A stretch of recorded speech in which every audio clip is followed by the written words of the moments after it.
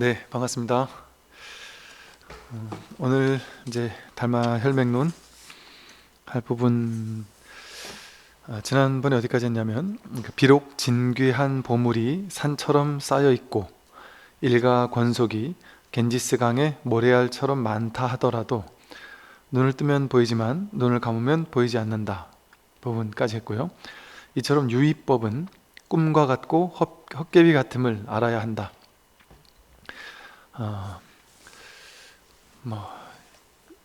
유의법, 함이 있는 법, 또 인연 따라 생겨나고 사라지는 것들, 인연 따라 생겨나고 인연 따라 사라지는, 이제 허망하게 이렇게 조작해서 만들어진 모든 것들, 그런 것들은 인연 따라 생겼다가 반드시 사라지잖아요. 그러니까 꿈과 같고 헛개비와 같은 것이죠. 이 세상 모든 것들은 이제 내가 보는 대상이잖아요. 내가 보는 대상. 보통 이제 이걸 이제 주객이라는 방편의 표현으로 써서 본다면, 이 세상 모든 것들은 전부 다 이제 내가 이렇게 보이는 대상이죠. 그런데 이 몸도 대상이란 말이죠. 몸도 내가 보고 있는 거잖아요. 그리고 이 몸도 왔다 가는 걸 내가 목격하고 있죠. 몸은 계속 왔다가 가죠. 몸이라는 음식을 먹고 하는 걸 통해서 왔다가 가고, 또 느낌, 생각, 의식도 어느 순간 왔을 때 내가 내 이런 감정이 있구나 하고 내가 목격하죠. 보고 있죠. 그러니까 그 느낌은 내가 아니죠. 대상이죠, 대상. 그 느낌도 왔을 때 온 줄 알고 갔을 때 가는 줄 알고, 이것도 이제 대상일 뿐이죠. 느낌, 생각, 의식이 전부 다 그와 같단 말이죠. 그처럼 오지도 않고 가지도 않는 것, 그것만 이제 진짜인데 나머지는 전부 다 왔다 간단 말이에요. 근데 오지도 않고 가지도 않는 이 진짜는 오지도 않고 가지도 않다 보니까, 있는 것도 아니고 없는 것도 아니다 보니까, 이거는 있다고 말할 수가 없습니다. 없다고 할 수 있는 것도 아니고.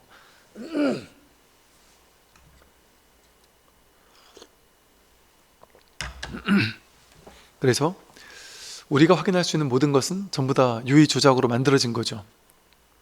그냥 인연 따라 생기고 인연 따라 사라지고 끝나는 거예요. 우리 몸도 마음도 나도, 나와 세상 전부가 그와 같이.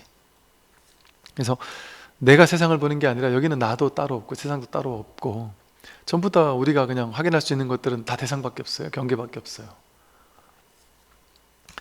그것은, 이 유의법은 꿈과 같고 헛개비와 같음을 알아야 합니다. 만약 서둘러 스승을 찾지 않는다면 헛되이 일생을 보내게 될 것이다. 불성은 스스로에게 있으나 스승을 말미암지 않는다면 끝내 밝혀낼 수가 없다. 스승을 말미암지 않는다면 끝내 밝혀낼 수가 없다. 스승 없이 깨닫는 것은 매우 희유한 일이다. 만약 정말 참 이거 이렇게밖에 얘기할 수가 없어요. 이게 참 우리가 인생에서 제일 중요한 것이 정말 스승을 찾는 일입니다. 참 훌륭한 스승은 이 세상에 많다? 작다? 이게 많다고 하면 많을 수 있어요. 그래서 이 바른 스승은 내가 눈 뜨고 찾으려고 하면 찾을 수 있는데, 자신이 그 스승을 알아볼 안목을 갖추는, 그게 중요한 거죠. 그래서 그 생각이 들어요. 이제 제가 이렇게 강의를 하고 이런 걸 통해서 여러분들이 바른 스승을 알아볼 수 있는 안목만 갖추더라도 참 큰일을 한 게 아닌가, 이런 생각이 들어요. 이게 자기가 바른 스승을 알아볼 수 있는 그 안목만 갖추면 그때부터는 그 스승 밑에서 그냥 할 일이 없단 말이에요. 그냥 그 옆에 있기만 하면 된단 말이에요. 그 곁이라는 게 요즘에는, 옛날은 이 마이크도 없었고 인터넷도 없었으니까 순수하게 입에서 나가는 이 소리 파장밖에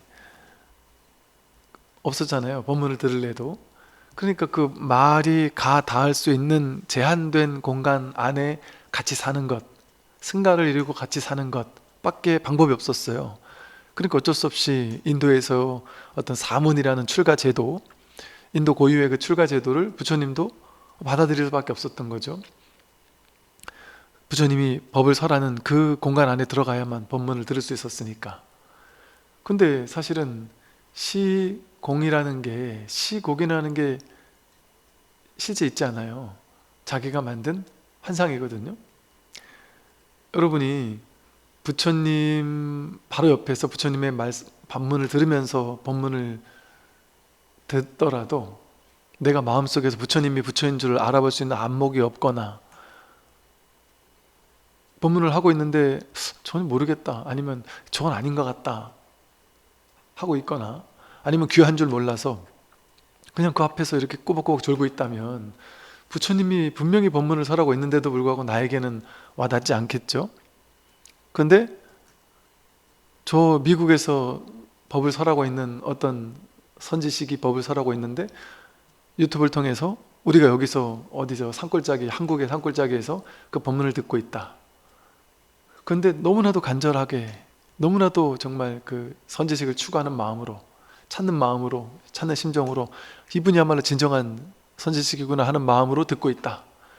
내 곁에 있는 것처럼, 내 옆에서 나에게 직접 설해주는 것처럼 그런 자세로 듣고 있다 한다면 그는 전자의 부처님 옆에 있지만 졸고 있는 사람에 비해서 그 법과 함께 있는 거예요. 함께 있는 거.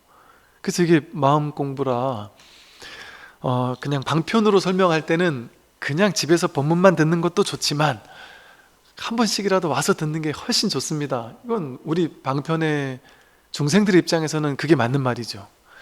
왜냐면 우리는 집에서 들으면 집중을 집중도 못할 뿐 아니라 간절한 마음으로 듣기가 쉽지 않아요. 그냥 켜놓고 그냥 내가 딴짓하기 쉽단 말이죠. 근데 아무래도 와서 듣는다라는 것 자체가 우리 중생들의 입장에서는 그게 자세가 달라져요. 그러니까 그런 말을 했던 것이고, 그러나 본래는 직접 와서 들으나 집에서 들으나 똑같죠. 내 마음 자세에 따라서. 집에서라도 내가 마음 자세를 정말 바르게 한다면 눈앞에서 듣는 것과 똑같은 거예요. 그래서 꼭 옛날처럼 스승 바로 옆에 가서 뭐 출가를 해가지고 살아야지만 스승을 찾는 것이냐, 요즘은 그렇지가 않아요. 진짜 바른 스승은 알아볼 안목을 갖춘 채 곳곳에, 전 세계 곳곳에 있는 스승을 자기가 알아볼 수만 있다면 언제 어디서든지 자신이 이 공부를 할 수 있는 시대죠. 내가 지금 저 산골에서 저 미국에 있는, 유럽에 있는, 아프리카에 있는, 인도에 있는 스승의 법문을 듣고 있다. 그 스승의 법문이 스피커를 통해 나오고 있는, 그게 눈앞이에요. 그게 목전이에요.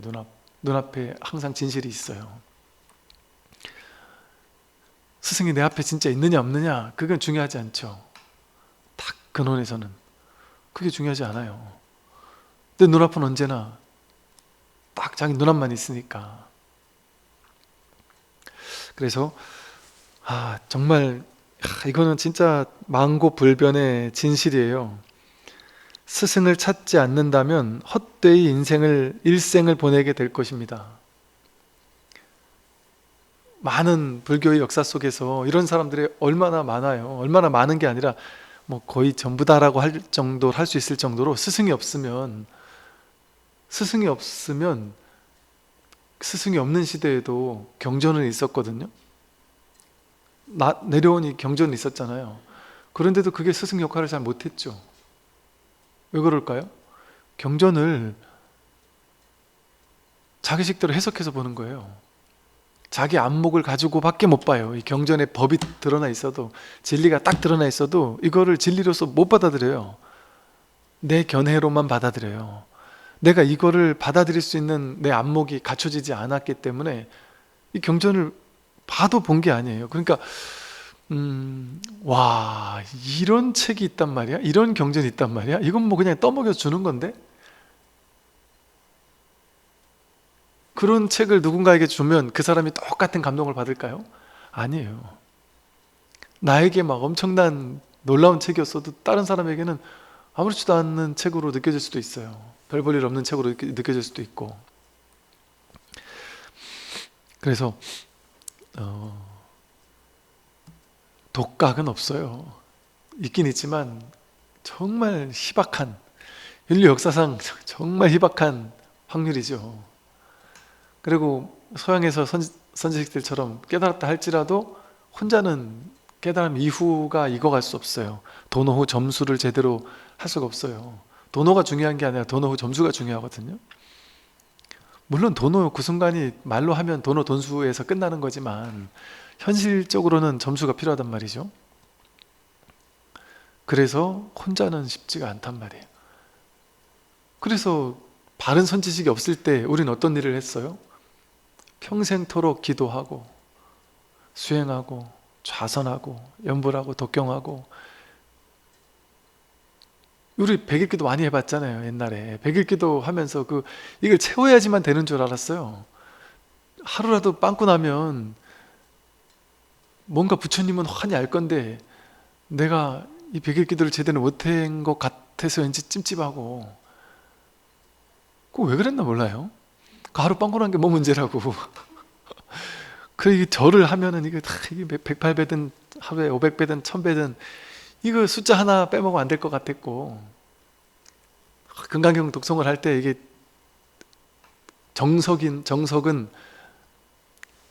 딱 호교 합장을 하고 장교 합장을 하고 해야 되지, 이거 엉덩이에 한 번 내리면 왠지 찜찜하고 다리 부러져도 딱 호교 합장을 해야 될 것 같고, 가부좌를 어지간하면 근기 높은 제자는 다리가 아무리 아파도 다리를 바꾸지 않아야 될 것 같고, 졸면은 또 안 될 것 같고, 좌선을 오랫동안 해야 될 것 같고, 오랫동안 딱 앉아서 꼿꼿하게 버티는 도반을 보면 막 부럽고, 백일기도를 밥 먹듯이 하면서 막 전국 각지의 그 기도 영험 도량을 찾아다니면서 1박 2일 수행을 얼마나 많이 하고 다녔어요. 옛날에 우리 불자들이, 스님들도 그렇고.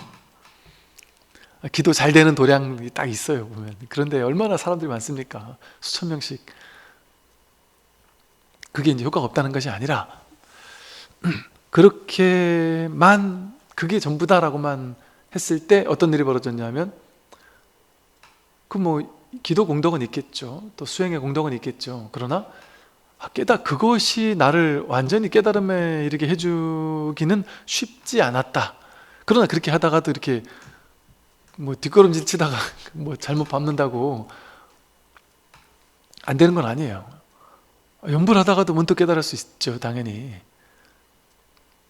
길을 걷다가도 깨달을 수 있는데, 경행하다도 깨달을 수 있는 거고, 독경하다도 깨달을 수 있는 거고, 뭐든지 다 매 순간이 깨달음이 일어날 수 있는 시간들이에요, 사실은.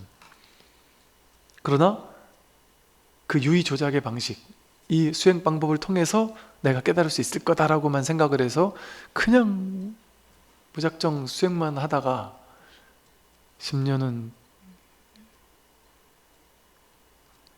금방 가죠. 20년, 30년, 40년, 50년, 평생 그러다가 깨달으면 근처에도 못 가고 기도하다 수행하다가 인생이 끝나는 경우가 얼마나 많습니까? 얼마나 많았어요. 그런데 지금도 그렇지만 옛날에도 어땠습니까? 바른 스승만 만났다 하면, 임재 스님이 그랬고, 조주, 마조, 황벽이 그랬고, 육조 스님이 그랬단 말이에요. 바른 스승을 그냥 만났을 뿐인데, 그 바른 스승의 법문을 그냥 앉아서 옆에서 들었을 뿐인데, 저절로 화두가 잡히고, 저절로 내가 누군지 궁금해지고, 저절로 스승이 딱 가리키는 직지인심에 자기 마음을 곧바로 가리켜 보이는 이것이 궁금하고, 모르겠으면 스승이 막 아직도 모르겠냐, 오늘은 좀 알겠느냐,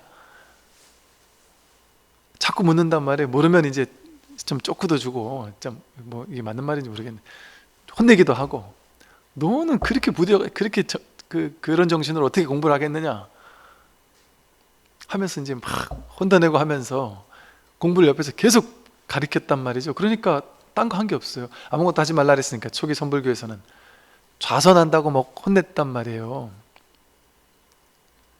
또 그래도 이제 좌선한 사람들이, 왜냐하면 좌선의 전통이 또 일부 있었으니까, 그런 전통이 있다가 온 사람들은 이 선지식 회상에 와서도 좌선하고 앉아 있는 거죠.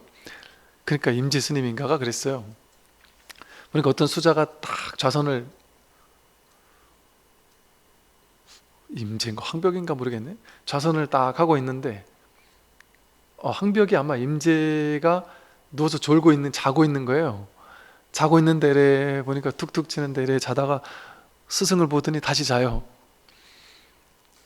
그걸 황벽이 이렇게 내려가서 옆에, 임재는 자고 있는데 그 옆에 도반 스님 하나는 꼿꼿하게 앉아가지고 오랫동안 앉아가지고 참선을 탁 하고 있는 거예요. 그 임재 스님이 그 스님을 참선하는 걸 툭툭 깨워가지고는, 참선하는 스님이 이렇게 쳐다보니까, 야, 저 임재는 자고 있는 임재를 가리키면서, 저 임재는 저렇게 열심히 정진하고 있는데 너는 이래가지고 지금 이렇게 한다고 공부가 되겠느냐? 너 이렇게 졸고 있는다고 이게 공부가 되겠느냐? 하고 비꼬았단 말이에요. 앉아서 수행하는 것을. 뭐 앉아서 수행하니 잘못된 게 아니죠. 좋죠. 그런데 낙처를 제대로 알 수 있어야 된단 말이에요. 바른 공부를 하는 사람이면 앉아서 좌선을 해도 좋고 연불 해도 좋고 독경해도 좋고 길을 걸어도 좋고 다 공부가 되죠. 도움이 돼요. 모든 수행은 정말 도움은 돼요. 그런데 이제 바른 낙처에 대한 어떤 안목, 바른 스승, 이게 있을 때 이제 모든 방편이 도움이 되는 거지. 그 바른 공부에 대한 어떤 의지함이 없고서 무작정 그 수행만 해다가는 시간만 낭비하기 쉽단 말이죠. 이 인류 역사 속에서 얼마나 많은 불자들, 스님들이 그래가지고 깨닫지도 못하고 평생 정진만 하다가 떠났어요. 아무리 열심히 정진해도 빛을 보지 못하고 떠난 스님들이 얼마나 많겠습니까? 많죠. 그런데 이게 그런 거 보면 여러분이 깨달음이라는 게 얻어 걸리는 것 같은 느낌이에요. 그렇지 않나요? 약간 깨달음이, 이게 그래서 시절인연이라는 거예요. 깨달음은 그냥 얻어 걸리는 것 같은 느낌이란 말이에요. 즉 내가 깨달음을 향해서 막 열심히 노력한다고 되는 게 아니란 말이에요. 물론 이게 또 아니다라고만 얘기할 수는 없어요. 그게 영 없는 건 아니니까. 그래서 진짜 공부인은 그냥 바른 스승을 봐서 그 바른 스승의 말에 계속 나를 노출시키면 돼요. 법에 자기를 노출시키기만 하면 된단 말이에요. 자주자주. 그러다 보면, 그래서 이심전심으로 깨닫는 거예요. 여마미수 이심전심으로 스승의 법문을 매일 오늘도 모르겠네, 내일도 모르겠네, 모레도 듣다 보니 또 모르겠네, 뭔 얘기를 하는지 모르겠네 하다가 어느 날 이거였구나. 그럼 끝나는 거예요. 그냥 공부가. 그리고 꽉 막혔다가, 어떤 사람은 막 그냥 꽉 막힌 게 단시간 동안 막 그냥 죽을 것처럼 꽉 막혀 있다가 툭 터지는 사람도 있고, 어떤 사람은 그냥 모르겠다, 그냥 알고 싶다. 그런데 현실이 있으니까 현실 직장 생활도 하고 돈도 벌고 할 거 다 한단 말이에요. 그러면서 이제 틈틈이 시간만 나면, 늘 틈만 나면 그냥 늘 이 법문을 듣고 그냥 알고 싶어요. 막 죽을 것처럼 답답하진 않고 그냥 흐부지기, 그러나 이게 제일 중요한 건 맞지 하는 마음으로 그냥 1년이고 2년이고 열심히 공부한단 말이에요. 법문 듣는단 말이에요. 그러다가 수가 알게 된단 말이에요. 꽉 강렬하게 막 그냥 한 몇 주, 한 달 막 밀어붙이다가 확 알게 되면, 밀어붙인 그 인과가 있잖아요. 인과. 밀어붙인 그 힘이 있으니까 딱 내려갈 때 쑥 내려가죠. 강렬하게 알고 싶었으니까 알게 됐을 때 이제 더 이상 내가 이렇게 밀어붙일 필요가 없으니까, 답답할 필요가 없으니까 얼마나 시원하겠어요. 쑥 내려갈 수도 있죠. 그러나 그냥 담담한, 야, 그냥 이뿐이, 이 공부가 제일 중요한 공부라는 건 분명해. 그러면서 그냥 꾸준히 공부하는 거예요. 그러니까 막 강렬히 밀어붙이고 이러는 건 모르겠고, 그냥 나는 이게 제일 중요한 것 같긴 해. 그러니까 직장 생활도 하고 돈도 벌고 가정 생활도 하고 청소도 하고 할 거 다 하면서 그냥 내가 1년이고 2년이고 3년이고 그냥 계속 언젠간 되겠지 하고 그냥 공부하는 거예요. 그냥 되는 건 관심 없고, 그냥 난 이게 이게 나의 본래니까, 나의 진짜 내가 누군가를, 내가 죽고 어디로 가는지를, 인생의 가장 근원적인 문제에 대한 답이니까 그냥 이거 언젠가는 내가 해결해야지 하는 마음으로 그냥 공부한단 말이죠. 그게 어찌 보면 조사선의 방식이에요. 그러니까 선사스님, 조사스님 제자들은 3년, 6년, 5년, 10년 옆에서 그냥 버텼단 말이에요. 그냥 스승의 법문. 어떤 스님들은 법문을 자상하게 해주지 않았을 수도 있겠죠. 또 어떤 스님들은 매일같이 그냥 10분이든 20분이든 법문을 해주는 경우도 있었고, 어떤 분은 그냥 계속 손가락만 알겠냐, 모르겠으면 됐다, 그 다음날 또 알겠냐, 이런 분도 계셨고, 그냥 그런 말도 없이 그냥 밥 해오면은 밥 해오는 거 먹어주고, 인사하면 인사 받아주고, 그걸 통해서 가르쳐 보인 사람도 있었고, 그렇게 그냥 버티는 거예요. 그냥 스승에 대한 굳은 믿음을 가지고 시간을 보내는 거예요. 그냥 스승 곁에서. 그러다 보면 3년에도 깨닫고 5년에도 깨닫고 10년에도 깨닫는단 말이에요. 근데 무슨 전등록이니 뭐 직진 심체 요절이니 무슨 온갖 선어록들의 벽암록이니 이런 선어록 같은 거에 보면 그 10년 동안 3년 동안 5년 동안 옆에서 이렇게 버티면서 계속 공부했던 건 안 나오죠. 탁 오늘 확인했던 그날의 에피소드만 딱 등장한단 말이에요, 공안으로. 그러니까 뭐 이런 게 다 있나 싶어서 우리는 이해가 안 되겠죠. 근데 그게 오래오래 세월을 그래 보내서 그렇다. 그래서 스승을 말미암으면 이거 너무 쉽게 될 수도 있단 말이에요. 그래서 서둘러 스승을 찾지 않는다면 헛되이 일생을 보내게 될 것이다. 불성은 스스로에게 있으나 스승을 말미암지 않는다면 끝내 밝혀낼 수가 없다고 했어요. 스승 없이 깨닫는 것은 매우 희유한 일이다. 너무 힘든 일이죠.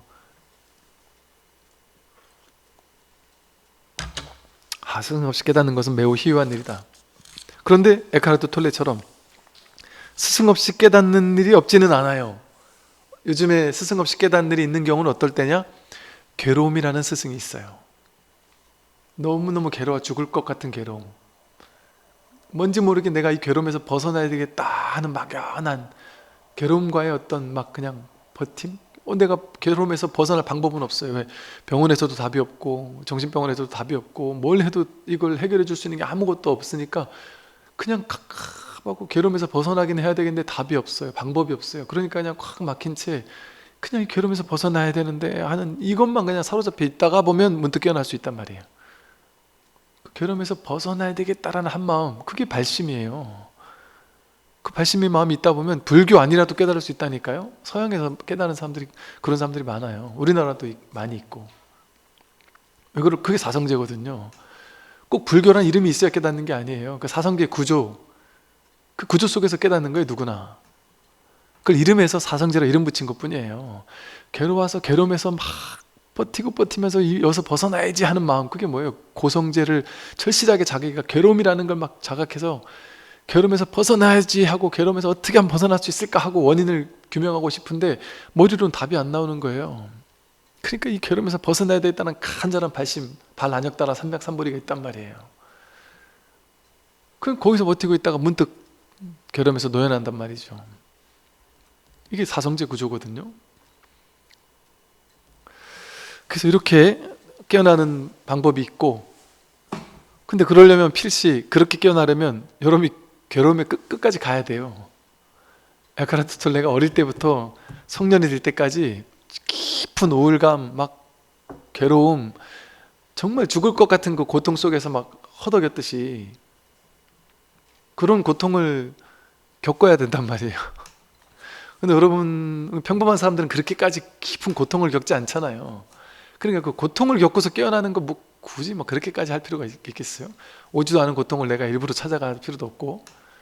그러니까 우리가 깨어날 수 있는 정상적이란 표현이 그렇고, 대다수의 일반인들이 깨어날 수 있는 방법은 그냥 스승의 법문을 들으면 된단 말이에요.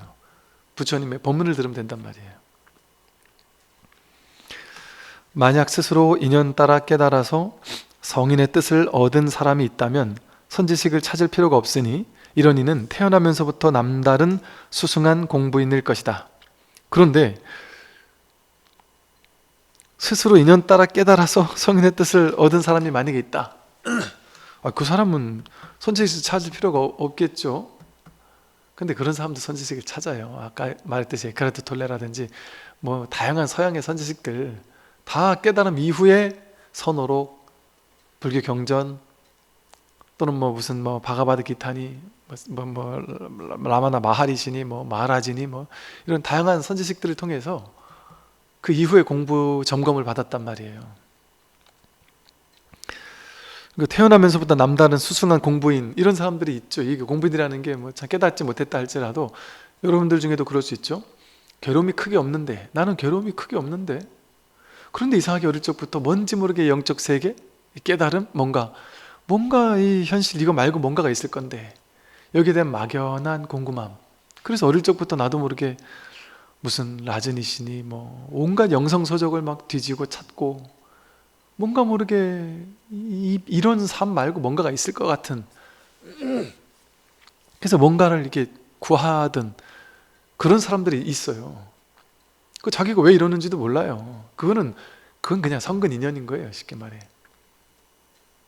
자기의 어떤 기질이죠, 기질. 공부 기질이 그렇게 있는 사람이 일 수 있단 말이죠. 이 현상 세계의 방편으로서 생각해 본다면, 이를테면 전생부터 이 공부에 대한 인연이 있던, 선근 공덕이 있던 사람들, 그럴 수도 있었겠죠. 저도 불교가 뭔지도 종교에 관심조차 없다가 중학교 2학년 때 그냥 갑자기 어떤 인연이 계기가 돼서 찾아간 절에서 그냥 막 꽂히기 시작했어요. 불교에 꽂히기 시작했어요. 중학교 2학년짜리가 불교에 꽂히는 게 쉽지 않거든요, 그 당시는. 특히나 저도 왜 그런지 모르겠어요. 그냥 자연스럽게 그냥 막 절이 좋은 거예요. 왜 좋은지도 모르겠고, 스님이 좋고 스님의 말씀이 좋고, 모르겠어요. 그냥 막 너무 좋더라고요. 그래서 막 여기 그냥, 저는 중학교 때부터 고등학교 때 내 학교 다닐 때 친구들이 저를 보고 늘 그냥 늘 그랬어요. 그냥 뭐 저 불교, 야야야 불교 또 왔다, 야 저 또 포교하라 이러면서 친구들이, 제 고등학교 2학년 때 이제 불교학생 회장할 때는 우리 불교학생 친구들을 우르르 끌고 가가지고 반반마다 쉬는 시간마다 모여가지고 한 10명이 들어가서 반반마다 들어가서 막 홍보하면서, 우리 불교학생이 다 학교 동아리도 아니었어요. 우리 절 동아리였는데 불교학생에 가입할 사람 선착순으로 받는다 이러면서 막 홍보를 하고, 또 다른 학교 친구들한테도 막 이렇게 공부하라고. 왜 그런지 모르겠어요. 그냥 좋더라고요, 불교가. 그리고 성적이 뚝 떨어졌거나 힘든 일이 있거나 그러면 그냥 왠지도 몰라요. 그냥 친구들 같이 가든지, 아니면 친구들이 싫다려면 혼자 절에 가서 그냥 나도 모르게 그냥 막 1000배도 하고 500배도 하고 앉아있기도 하고, 그냥 좋더라고요. 그러면서 제가 실질적으로 막 행복해지기만 했으면은 이렇게까지 덜 꽂혔을 건데, 내가 정말 행복해지기만 한 게 아니라 우리 집안도 갑자기 막 확 살아나고, 부모님 빚도 갑자기 확 갚고, 장남이 한 명이 정신을 차리니까. 그런데다가 제 그 어린 나이에 제일 중요한 게 뭐겠어요? 성적이잖아요, 성적. 공부도 못하던 제가 불교를 믿었을 뿐인데 갑자기 성적이 막 확 올라가는 거예요. 그러니까 부모님도 정신을 차리고 더 열심히 일하시고, 저희 불교 학생회가 이제 제가 이제 그렇게 하니까 이제 스님께서, 야, 너 불교 학생회를 회장을 시킬 줄 테니까 내가 부회장 총무할 사람을 다른 학교에서 또 뽑아줄 때, 저희가 이제 남자 학교였는데 고등학교 여고에서 뽑아줄 테니까 걔네들 부회장 총무 시켜가지고 네가 불교 학생회를 좀 만들어라 이러더라고요. 좋습니다. 제가 만들겠습니다. 그래가지고 그래서 막 불교 학생회 막 엄청 또 크게 만들고, 그게 너무 재밌는 거예요. 너무 행복한 거예요. 막 그냥. 그럼 불교만 하면 너무너무 막 빠져가지고 모르겠어요, 왠지. 어찌 보면 그런 게 인연이 아닌가 싶어요. 뭔가 이렇게 꼭 뭐 이런 활동 이런 것만이 아니더라도, 제 고등학교 대학교 때 일기장 아마 얼마 전에 버렸을 거예요. 계속 가지고 다녔거든요. 진짜 한 20년 가까이 가지고 다녔어요. 그걸 가끔 한 번씩 열어보면 진짜 기가 막히고, 정말 남이 볼까봐 유치해서 버려버렸는데, 그 고등학생 애가 뭘 안다고 그걸 읽어보면요, 진짜 지가 뭔 도인인 것처럼 고등학생 일기장에 수행이 어쩌고 공부가 어떻고 내가 이 공부를 해서 뭐 깨달아야 되고 뭐 그런 얘기를 엄청 막 수준 높은 척하면서 막 써놨어요. 제가 지 수준을 아는데, 지 고등학교 때 수준을 내가 아는데, 지는 엄청나게 공부 많이 한 사람인 것처럼 막 써놓은 걸 보면서 유치하더라고요. 그러니까 신기하게 우리 주변에 보면 어릴 때부터 왜 그런지 몰라요. 자기가 왠지 모르게 이 마음 공부에 빠지고, 뭐 무슨 그 당시 유행하던 무슨 크리스나무르트니 라즈니시니 뭐 이런 막 그냥 심취하고 그런 사람들이 어릴 때부터 있었어요. 많지는 않아도. 그리고 이 불교학생회도 해보면 그냥 학생회가 좋아서 나오는 사람도 있지만 뭔가 이 공부에 관심 있는 사람들이 많았어요. 제가 처음 불교학과를 갔을 때 1학년 때 제 친구, 불교학과 친구 중에 하나가 둘이 이제 술 한잔 하다가 그 친구가 그 얘기를 하는 거예요. 나는 이번 생을 넘기지 않을 거다. 난 반드시 이번 생에 이 공부를 끝마칠 거다. 진짜 그럼 어떻게까지 끝마칠 건데? 그랬더니 부처돼야지. 이번 생에 끝내야지. 그런 얘기를 대학교 1학년짜리가 너무나도 심각한 눈빛으로 저한테 얘기를 할 때 제가 좀 충격을 받았어요. 저는 그때 열심히 기도하고 수행은 하고 그래도 이 공부를 정말 어떻게든 해야, 왜냐면 그 당시에는 깨닫는다는 거는 부처님이나 가능한 일인 줄 알았거든요. 근데 내 친구가 이번 생에 부처가 되겠다는 얘기를 하니까 뒤통수를 한 대 맞은 것 같더라고요.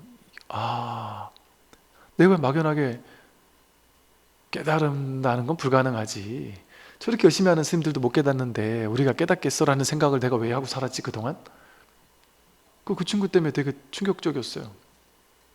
그런 친구들이 불교학 가니까 그러겠지만 꽤 있었어요. 몇몇 있었어요.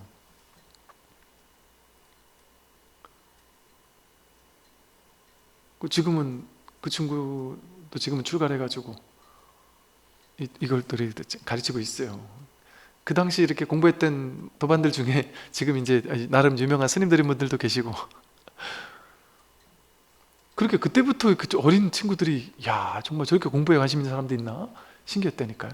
제가 옛날에 듣기로 20년 전인가 옛날에 지리산에 보면 지리산 실상사에 무슨 그쪽을 기반으로 녹색 대학 같은 것도 있고 또 실상사 작은 학교 같은 것도 있고 중학생 이렇게 자연 속에서 이렇게 마음 공부하면서 학교 생활을 하는 이런 데도 있었고요. 또 지금도 있는지 모르겠는데 녹색 대학이라 해가지고 이렇게 이게 친환경 내지는 이 마음 공부 이런 거에 관심 있는 사람들 그 대학교를 그렇게 만든. 근데 이제 거기 면접을 하고 이런 데에서 대학생을 뽑는 거잖아요. 녹색 대학이지만 어쨌든 대학교잖아요. 근데 전국의 고3들이 이제 거기 지원을 한 거죠. 근데 거기 온 친구들이 제가 언뜻 들었어요. 들은 얘기가 이 대학교라고 해서 왔는데 거의 고등학생들인데 반도인들, 독특한 공부에 관심 있는 친구들이 정말 많이 모여 있다. 이런 얘기를 들은 적 있었거든요. 그러니까 그렇게 어릴 때부터 이 공부에 관심 있는 친구도 있다니까요. 그런 어떤 태어나면서부터 남다른 이런 뭔가 공부인들이 있어요. 뭔가 확 깨닫지 못했더라도 뭔가 이 공부하려는 이런 사람들이 있습니다. 여러분들도 그런 사람들이잖아요. 그러니까 왜 이걸 이렇게 와서 들으려 하겠어요. 자기도 알 수 없는 인연이 있단 말이에요. 그러나 만약 아직 깨닫지 못하니라면 반드시 선지식을 찾아 근면하게 힘써 배워야 하니 가르침으로 말미암아 깨달을 수가 있기 때문이다. 아직 깨닫지 못한 사람이라면 반드시, 정말 이게 제일 쉽게 깨닫는 방법이에요. 선지식을 통해 깨닫는 것이 근면하게 정진하는 거예요. 정진바라밀, 그냥 끝끝내 버티는 거예요. 옛날 10년, 20년, 30년 전만 해도 미국이나 인도나 유럽이나 이런 데서 막 큰 마음 공부 명상이 막 붐이 일어났을 때, 그럴 때 보면 이 명상 단체인데 사기꾼들이 많았었거든요. 처음에는 사기꾼이 아니지만 나중에 사기꾼이 된 경우도 있고, 그 일화를 읽어보면요, 저 도인이라면서 법을 가르친다면서 나중에 보니까 진짜 나쁜 짓들 한 사람들이 있더라고요. 그런 데 같으면 아니다 싶으면 재빨리 뛰어나와야 되겠죠. 그러니까 즉 선지식을 볼 수 있는 안목이 중요한 거죠.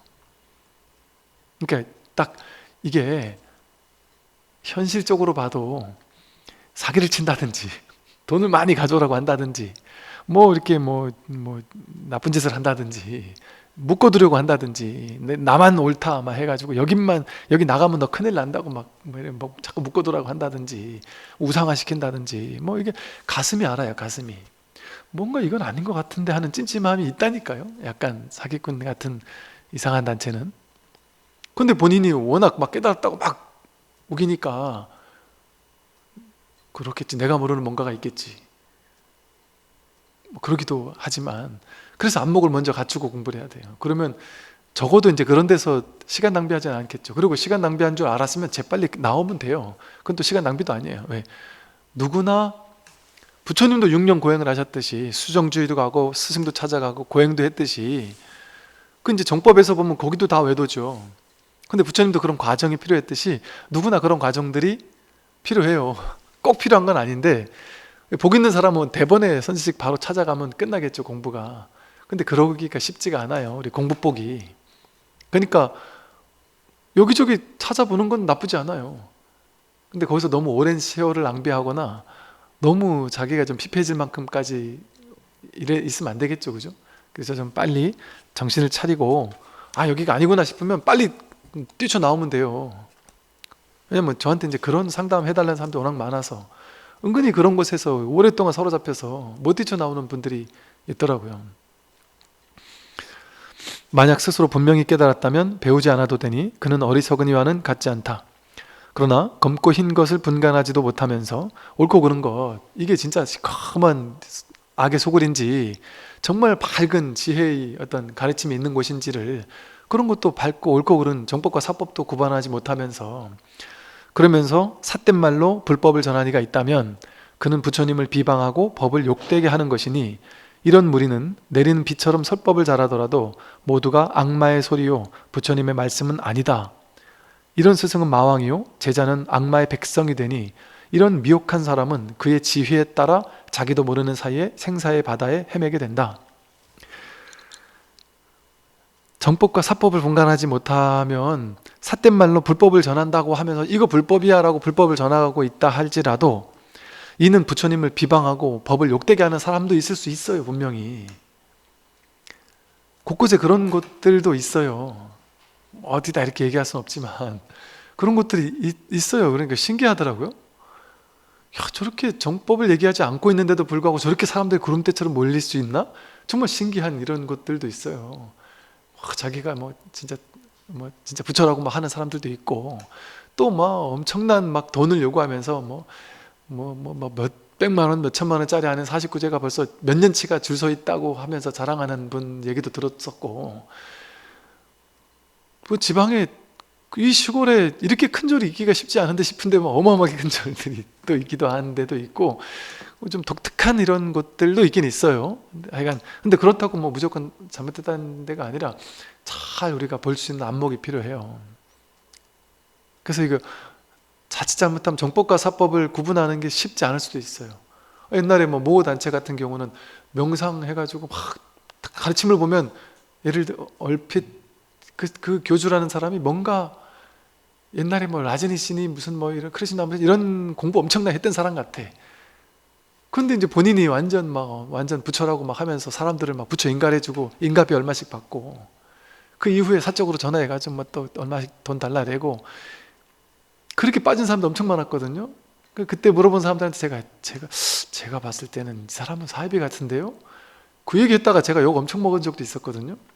아니나 다를까 나중에 그 사람 PD수첩에서 조명을 해가지고 보니까 그 사람들 인가비 50만 원 받고, 부처 인가해주고 인가비 50만 원 받고, 그 사람들을 또 조직화 해가지고 뒤에서 또 그 사람들한테 돈 빌려가지고, 그걸로 보니까 저 어디 딴 데 가서 막 저거 하고 있더라고요. 도박하고 있대, 도박. 그 돈 가지고. 그리고 그 단체가 이제 발각이 나니까 또 문 닫고, 또 그림만 바꿔가지고 또 다른 단체 또 교주 행세하고 있고, 그런 데도 있을 수 있단 말이죠. 불교 안에서도 겉으로는 불교 얘기하는 것 같이 하지만 사이비 삿된 이렇게 하는 데가 있죠. 그냥 상식적으로 생각했을 때 정식적이 아니다 하는, 그냥 보편적인 일반 절에서 뭐 이렇게 하는 뭐 그런 게 아니고, 그런 걸 얘기하는 게 아니고요. 좀 과하게 삿된 데가 있을 수 있단 말이죠. 저도 이렇게 그 얘기를 들어보니까 그런 데가 있다는 게 신기하더라고요. 일반적인 절이 그렇다는 건 아니에요. 근데 그런 데가 가끔 있더라고요. 그런 데가 있다면 이런 무리는 내리는 비처럼 설법을 잘하더라도 모두가 악마의 소리다. 부처님의 말씀은 아니다. 이런 사람을 따르는 것은 마왕을 따르는 악마의 백성과 같다 하는 것이죠. 만약 견성하지 못한 사람이 함부로 부처라고 일컫는다면 이런 중생은 큰 죄인이니 많은 사람들을 속여서 악마의 세계로 떨어지게 한다. 견성하지 못한 사람이 함부로 부처라고 일컫는다, 자기 깨달았다 하고 나를 따르라 하면서 자기가 뭐 깨달은 척을 하는 사람들이 있단 말이에요. 근데 이 공부를 해보니까 그건 진짜 사입인지는 이제 알겠어요. 옛날에는 그런 척하면서 자기 깨달았다고 막 얘기하는 사람들을 보면 저 사람이 뭔가가 우리와 다른 뭔가가 있겠지, 뭔가가 우리와 다른 깨달음이 진짜 있으니까 저렇게 얘기하겠지. 그래서 하다못해 그 사람들이 좀 삿된 얘기를 해도 뭔가 우리는 모르는, 우리는 알 수 없는, 저 깨달은 자들만이 알 수 있는 뭔가가 있으니까 저렇게 얘기하겠지 하면서 본인이 깨달았다고 하니까 일단 믿었단 말이에요. 근데 제가 지금 와서 보니까 야, 진짜 깨달은 사람이라면 저렇게 할 수가 없다, 이게 분명해요. 자기가 깨달았다는 티를 낼 수가 없어요. 그냥 뭐 담담하게 깨달았다 말할 수는 있죠. 근데 그걸 가지고 장사하고 뭔가 우상화하고 그림을 그리고 뭔가 이렇게 나는 깨달은 자니 너희들과 다르다라는 이런 상을 낼 수가 없어요. 이거는 그런 사람이면 깨달았지 못한 사람이라는 게 분명해요. 어찌 보면 뭐 모르겠어요 또. 근데 또 그 사람의 기질상 약간 좀 이렇게 카리스마가 있는 사람 정도는 있을 수 있겠죠. 뭐 사람은 다 다르니까 깨달아도 그 사람의 속성은 또 달라지지 않아요. 그러니까 그 사람의 성향에 따라 뭐 좀 카리스마 있고 이럴 수는 있겠죠, 당연히. 그런데 그냥 그런 정도의 법에 대한 카리스마가 아니라 그냥 이걸로 이 자기가 깨달은 티를 내면서 너희들과 나와는 다르다라는 자꾸 차별을 얘기를 하면서 이렇게 하여간 그런 뉘앙스를 풍긴다면 이거는 깨달은 건 거리 먼 게 분명해요. 왜? 제가 만난 많은 공부인들, 많은 정말 공부 많이 한 스승들, 그런 분들은 우리와 똑같아요. 오히려 너무 똑같아요. 상이 없단 말이에요. 자기가 깨달았다, 나는 도인이다, 나는 잘났다, 너희들은 나보다 못났다, 이런 상이 없어요. 법의 안목이 확실하면서도 그런 게 없어져요. 왜? 정말 똑같으니까. 이거는 진짜 깨달음을 이렇게까지 뭐 깨달음이라고 막 그냥 이 깨달음 공부를 굳이 할 필요가 있을까 싶을 정도로 정말 다 깨달았으니까, 다 깨달아서 다 부처를 쓰고 있으니까 깨닫고 깨닫지 못하고가 진짜 백지장 차이밖에 없어요. 어찌 보면 티낼 게 하나도 없어요. 뭐 자기한테만 있어야 티를 내죠. 이거 깨달은 건 아무것도 아닌 걸 깨달은 거예요. 어찌 보면 너무 당연한 걸 깨달은 거예요. 근데 이걸 가지고 그렇게까지 막 포장하고 이럴 필요가 있느냐. 물론 또 불교 경전에서처럼 장엄문이라고 해서 또 막 포장하는 방편을 쓸 수도 있지만, 그러니까 제가 아니다라고 얘기해놓고 뭐 그럴 수도 있긴 있지만 이렇게 얘기하는 이유가, 아니지만 그럴 수도 있어요. 또 왜? 사람에 따라 바른 안목을 갖추고도 그런 장엄문을 또 쓰는 사람도 있을 수 있죠. 경전도 그렇잖아요. 막 장엄 막 포장하잖아요. 어찌 보면 광고도 하고 포장도 하잖아요. 그러니까 그게 또 영 필요가 없는 건 또 아니에요. 경전도 다 장엄문이거든요. 이게 단청, 이게 의미가 있습니까? 법의 자리에서는. 그런데 절에 오면 화려한 단청도 막 화려하게 하고 무슨 사천왕도 갖다 모셔놓고 막 아주 뭐 다양한 어떤 장엄문들이 절에 이렇게 있단 말이에요. 절 사찰 문화에는. 그건 상징이거든요. 그게 진짜 뭔가가 담겨 있는 게 아니에요. 이 장엄한 법의 아름다움을 이렇게라도 표현할 수밖에 없었던, 왜? 중생들의 눈높이 맞춰야 되니까. 뭐 그런 차원 정도는 있지만, 그러니까 이게 어려운 거예요. 정법과 사고법을 구분하기가. 이게 진짜 어떤 의도를 가지고 저런 짓을 하나를 우리가 깨달아 봐야 되니까. 그러니까 어지간해서는 잘 안 보인단 말이죠. 우리 자신이 공부가 바르게 돼 있지 않고선 바른 공부인을 볼 안목이 좀 부족할 수도 있어요. 당연히. 이 배칙자 한 장 차이에 이 정법과 사법 간의 차이를 구분 못할 수도 있어요. 제가 아까 말한 그 사기꾼, 피드첩에 나왔다는 그 사기꾼이 쓴 책, 글 저도 사서 봤거든요.